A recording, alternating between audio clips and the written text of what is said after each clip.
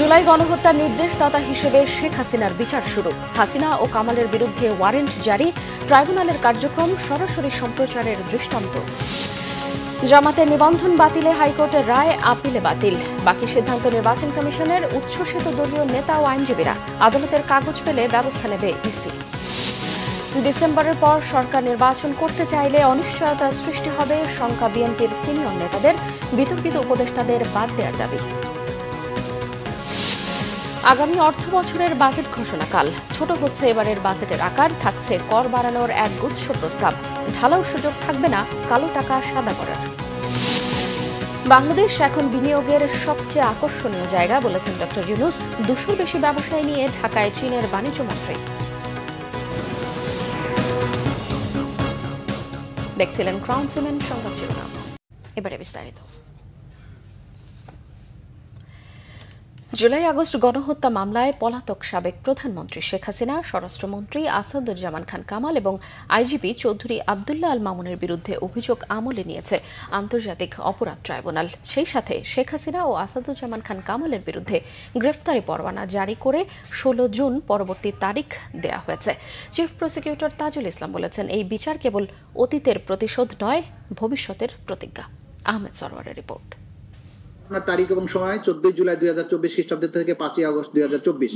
অপরাধের ধরন হত্যা, মার্ডার, হত্যা চেষ্টা, অ্যাটেম্পট টু মার্ডার, নির্যাতন, টর্চার, অন্যান্য অমানবিক আচরণ, ইনহিউম্যান অ্যাক্টস করার অপরাধসমূহ সংগঠনের প্ররোচনা, অ্যাবেটমেন্ট, উস্কানি, ইনসাইটমেন্ট, সহায়তা, ফ্যাসিলিটেট, সম্পৃক্ততা, কমপ্লিসিটি, অপরাধ সংগঠন এবং প্রতিরোধে ব্যর্থতা, ফেইলিউর টু প্রিভেন্ট, ষড়যন্ত্র, কনস্পিরেসি মাধ্যমে the international crimes tribunals act 1973 এর 32AGH 414243 ধারার মানবতা বিরোধী অপরাধ সংগঠন, যা এই আইনের 20(2) এবং 20(a) ধারায় শাস্তিযোগ্য।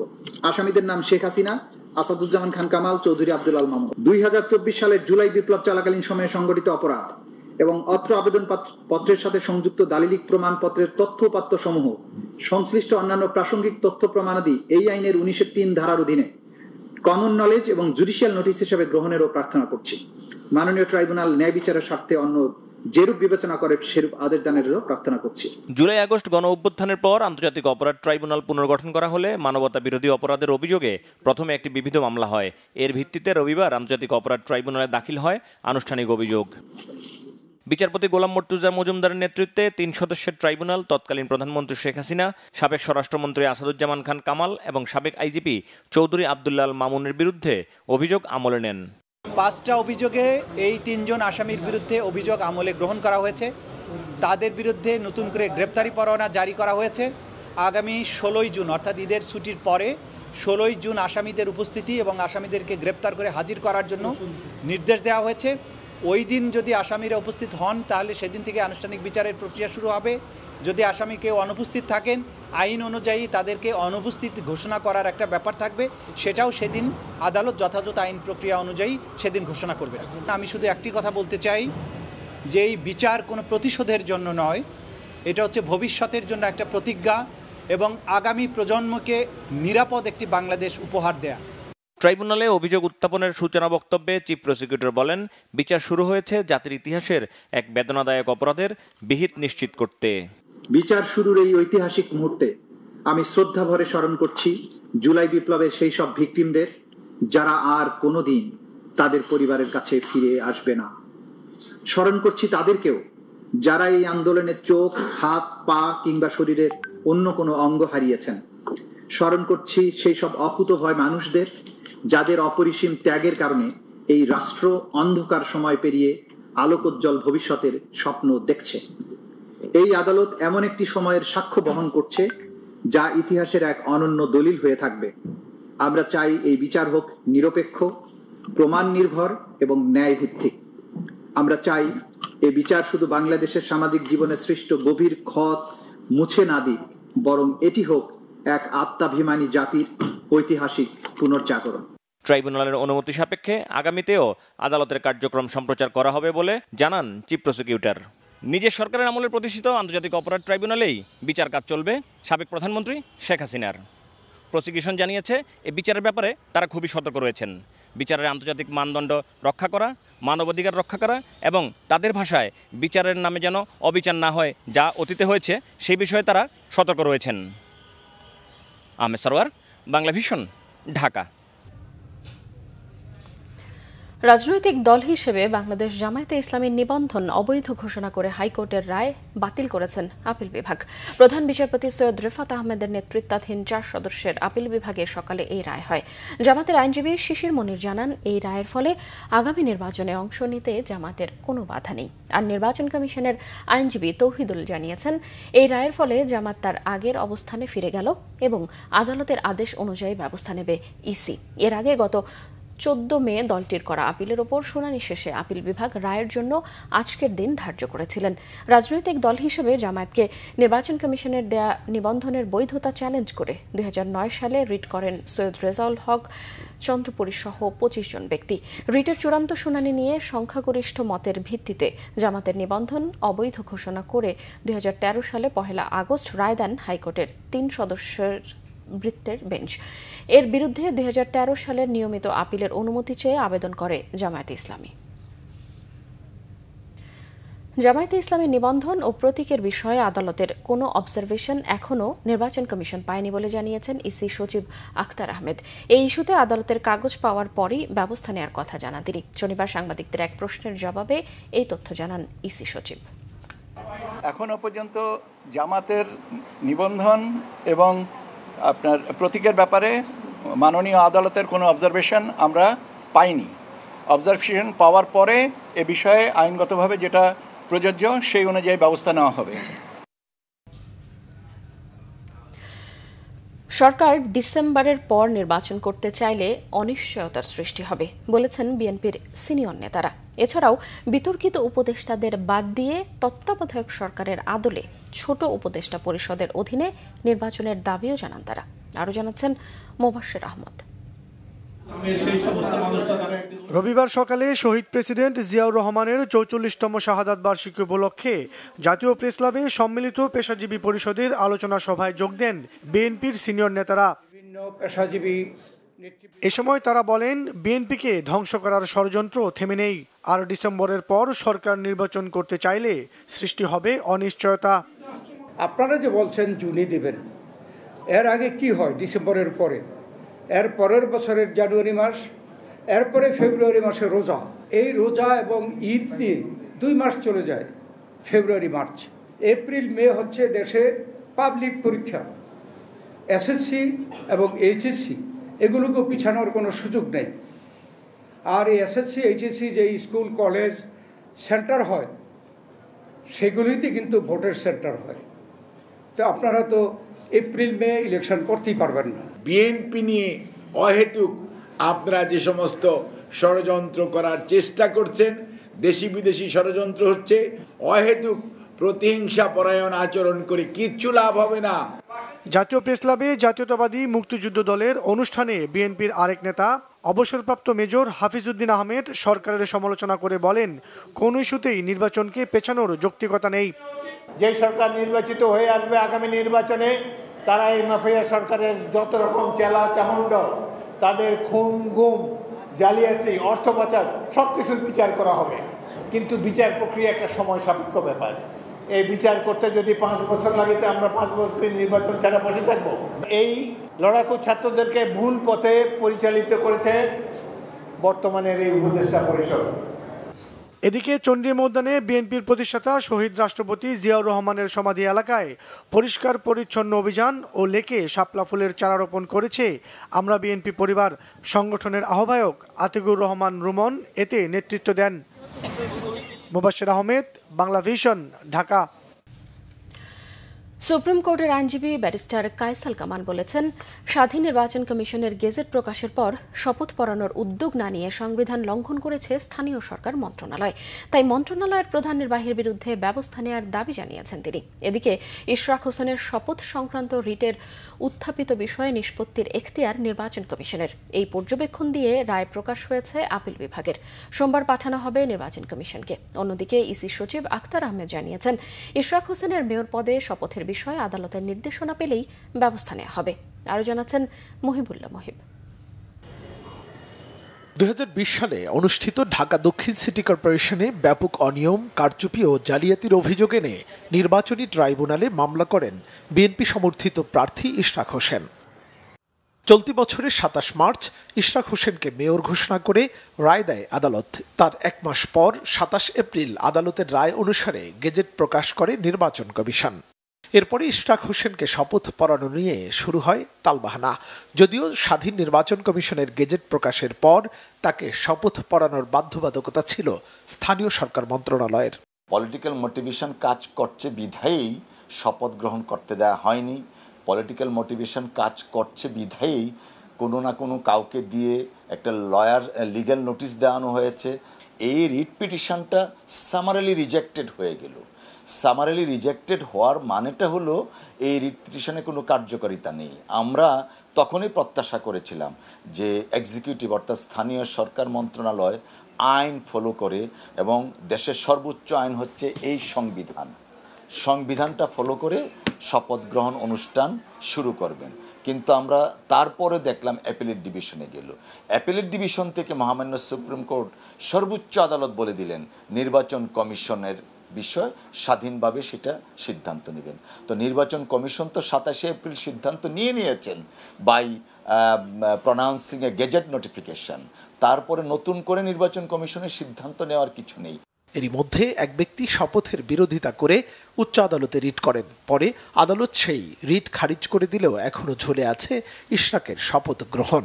সুপ্রিম কোর্টের আইনজীবী ব্যারিস্টার কায়সার কামাল জানিয়েছেন, আদালতের রায় এবং নির্বাচন কমিশনের গেজেটের পর ইশরাকের শপথের আয়োজন না করে সংবিধান লঙ্ঘন করেছে স্থানীয় সরকার মন্ত্রণালয়। নির্বাচন কমিশনকে তাদের অথরিটিকে খর্ব করার জন্য বা চ্যালেঞ্জ করার জন্য এই স্থানীয় সরকার মন্ত্রণালয় কাজ করছে। এটা পুরোপুরিভাবে সংবিধানকে ভায়োলেট করছে, এবং রাষ্ট্রের যে একটা গুরুত্বপূর্ণ সাংবিধানিক প্রতিষ্ঠান, সেই সাংবিধানিক প্রতিষ্ঠানকে ইচ্ছাকৃতভাবে বিতর্কিত করার অপপ্রয়াস চালাচ্ছে স্থানীয় সরকার মন্ত্রণালয়। এদিকে নির্বাচন কমিশন জানিয়েছেন, আদালতে লিখিত নির্দেশনা হাতে পেলে ইশরাক হোসেনের শপথ নিয়ে পরবর্তী সিদ্ধান্ত নেবেন তারা। জনাব ইশরাকের ব্যাপারেও আমরা মাননীয় আদালতের কোনো নির্দেশনা এখনো পাইনি। কিছু অবজারভেশন এবং নির্দেশনা যেটা আসবে আমরা সেই অনুযায়ী আমাদের এখান থেকে ব্যবস্থা নেওয়া হবে। তবে নাগরিক সেবা অব্যাহত রাখতে এবং ঢাকা দক্ষিণ সিটি কর্পোরেশনের অচল অবস্থা কাটাতে দ্রুত যথাযথ ব্যবস্থা নেবে নির্বাচন কমিশন, এমন প্রত্যাশা সবার। মুহিবুল্লাহ মুহিব, বাংলা ভিশন, ঢাকা। ইশরাক হোসেনকে মেয়রের দায়িত্ব বুঝিয়ে দেওয়ার দাবিতে আজও আন্দোলন হয়েছে নগর ভবনে। ঢাকাবাসীর ব্যানারে সকাল থেকেই আন্দোলনে যোগ দেন ঢাকা দক্ষিণের সর্বস্তরের জনগণ। এছাড়াও নগর ভবনের যাবতীয় নাগরিক সেবা বন্ধ রেখে আন্দোলনে যোগ দেন সিটি কর্পোরেশনের কর্মকর্তা কর্মচারীরা। সকাল থেকে ঢাকাবাসীর ব্যানারে খণ্ড খণ্ড মিছিল নিয়ে জড়ো হন বিপুল সংখ্যক মানুষ। এ সময় প্রতিবাদী স্লোগানে উত্তাল হয়ে ওঠে নগর ভবন এলাকা। আদালতের রায় অগ্রাহ্য করে এবং স্বাধীন নির্বাচন কমিশনের গেজেট অনুসারে মেয়রের দায়িত্ব বুঝিয়ে না দেয়ায় স্থানীয় সরকার মন্ত্রণালয়ের উপদেষ্টা আসিফ মাহমুদের পদত্যাগ দাবি করেন আন্দোলনকারীরা। 2025-26 অর্থ বছরের নতুন বাজেট ঘোষণা আগামীকাল। অন্তর্বর্তী সরকারের অর্থ উপদেষ্টা ডক্টর সালেউদ্দিন আহমেদ সোমবার বিকেল 3টায় বাংলাদেশ টেলিভিশনে জাতির উদ্দেশ্যে ভাষণের মাধ্যমে এই বাজেট উত্থাপন করবেন।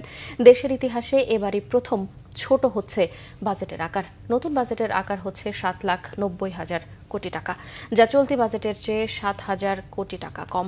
নতুন বাজেটে জ্বালানি খাতে প্রয়োজনীয় ভর্তুকি বরাদ্দ থাকবে বলে জানিয়েছেন ডক্টর সালেউদ্দিন। বাংলা ভিশনকে তিনি জানান, নতুন বাজেটে জুলাই যোদ্ধাদের জন্য বরাদ্দ দেয়া হবে। ব্যক্তি শ্রেণীর করমুক্ত আয় সীমা বাড়ানোর ইঙ্গিত দেন তিনি। কালো টাকা সাদা করার ঢালাও সুযোগ থাকবে না বলেও জানান অর্থ উপদেষ্টা। এবার বাজেট বাস্তবতার নিরিখে তৈরি হচ্ছে বলে জানান তিনি। নতুন বাজেটের মূল লক্ষ্য হচ্ছে মূল্যস্ফীতি নিয়ন্ত্রণ করা।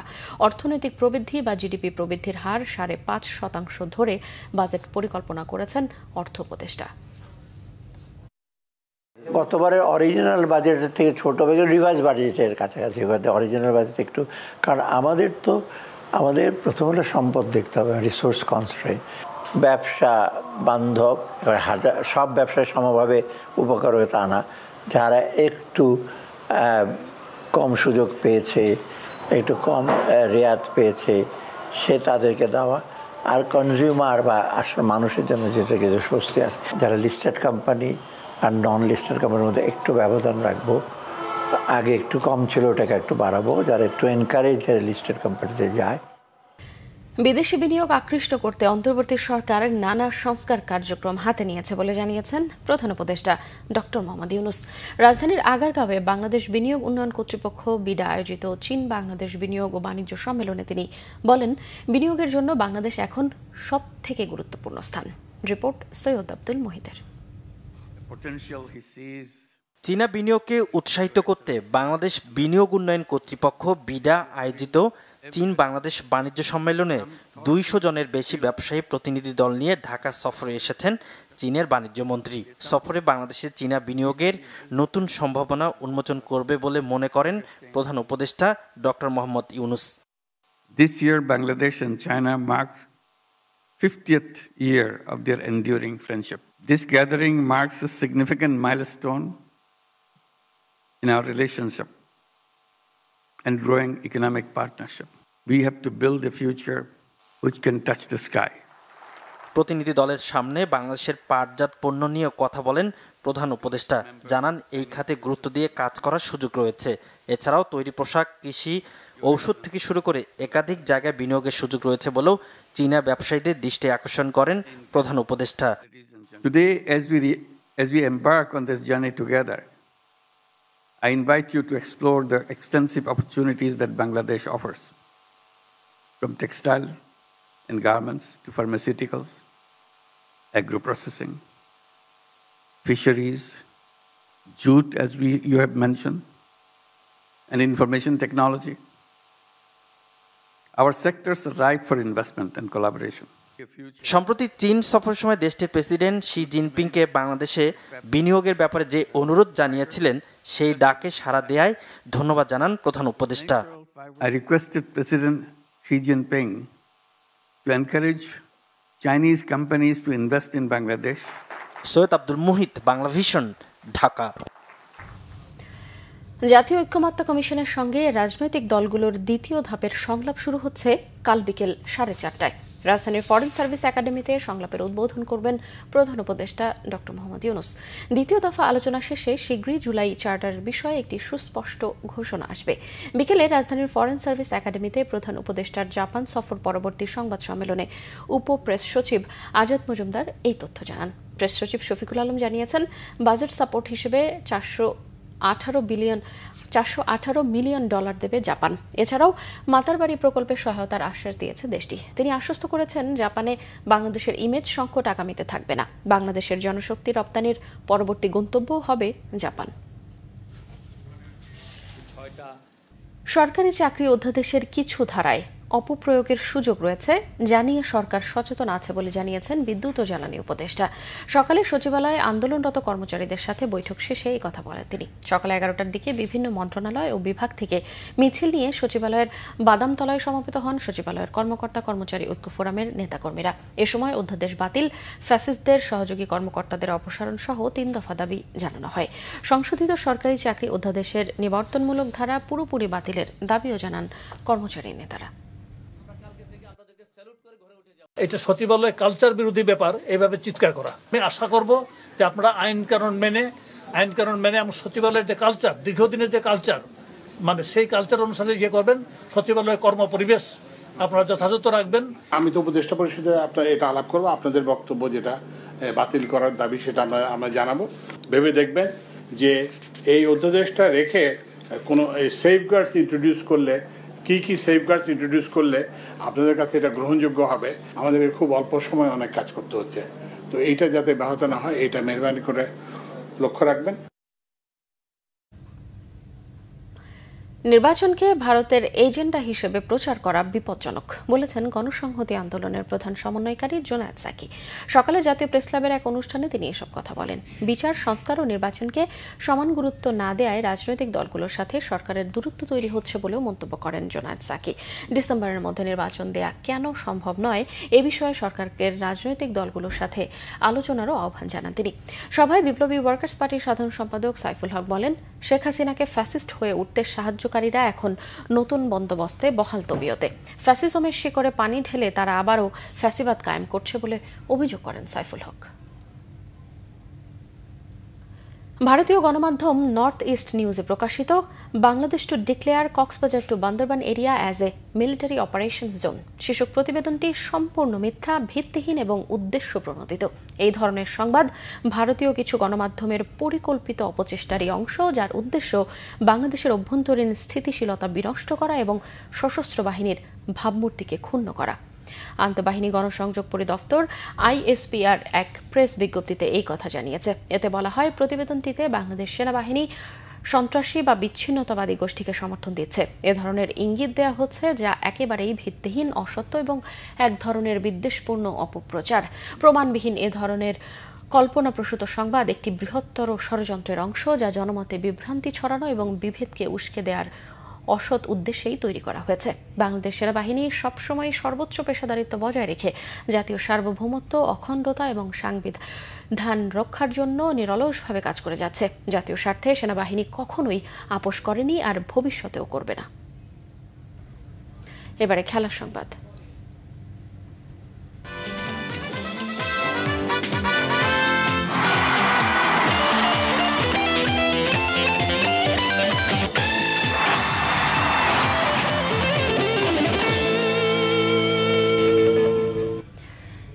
তৃণমূল থেকে পর্যায়ক্রমে জাতীয় দল ক্রিকেটারদের পাইপলাইনকে নতুন করে সাজাতে চান বিসিবির নতুন সভাপতি আমিনুল ইসলাম বুলবুল। রবিবার ক্রীড়া উপদেষ্টা আসিফ মাহমুদ সজীব ভুঁইয়ার সাথে মিটিংয়ের পর বিসিবির নতুন সভাপতি আরও বলেছেন, ক্রিকেটকে বিকেন্দ্রীকরণ করা, গ্রাম, উপজেলা ও জেলা পর্যায় থেকে ক্রিকেটারদের তুলে আনা এবং ক্রীড়া ও শিক্ষা মন্ত্রণালয়ের সাথে যৌথভাবে স্কুল ক্রিকেটে আরও গতিশীল করার পরিকল্পনা নিয়ে আলোচনা হয়েছে। জাতীয় দলের পাইপলাইন শক্তিশালী করতে সরকারের সহায়তায় সব রকম উদ্যোগ কাজে লাগাবে বিসিবি। আমাদের ন্যাশনাল টিমের পারফরমেন্স অত ভালো নেই এই মুহূর্তে, কিন্তু ভালো করার সুযোগ আছে। তবে এটা ঠিক যে পারফরমেন্স যেটা এখন হচ্ছে এটা আশানুরূপ না, আমাদেরকে অবশ্যই সামনের দিকে এগিয়ে যেতে হবে। পাকিস্তান সিরিজ আজকে শেষ হচ্ছে, শেষ হওয়ার পরে আমরা অবশ্যই তাদের সাথে বসবো এবং বসে আমরা দেখব যে কোন জায়গাটায় আসলে হয় কি এই পারফরমেন্সটা কিন্তু একটা কম্বিনেশন অফ মেনি থিংস। তা আমরা খুঁজে বের করবো যে কোথায় দুর্বলতাটা ছিল। যে আমরা আইসিসিকে আমরা প্রতিশ্রুতি দিয়েছিলাম 2000 সালে যখন আমরা টেস্ট স্ট্যাটাস পাই যে আমাদের ক্রিকেটকে ডিসেন্ট্রালাইজ করব, সেটা আজ পর্যন্ত আমরা করতে পারিনি। ইনশাআল্লাহ আমাদের প্রথম কাজই হবে ক্রিকেটটাকে বাংলাদেশের সর্বত্র ছড়িয়ে দেওয়া। দর্শক, এই ছিল এখনকার মতো। পরের সংবাদ রাত 10:30টায়। এর আগে 9টায় রয়েছে নিউজ 20 দেখার আমন্ত্রণ রইল। এখন সাথে থাকায় ধন্যবাদ।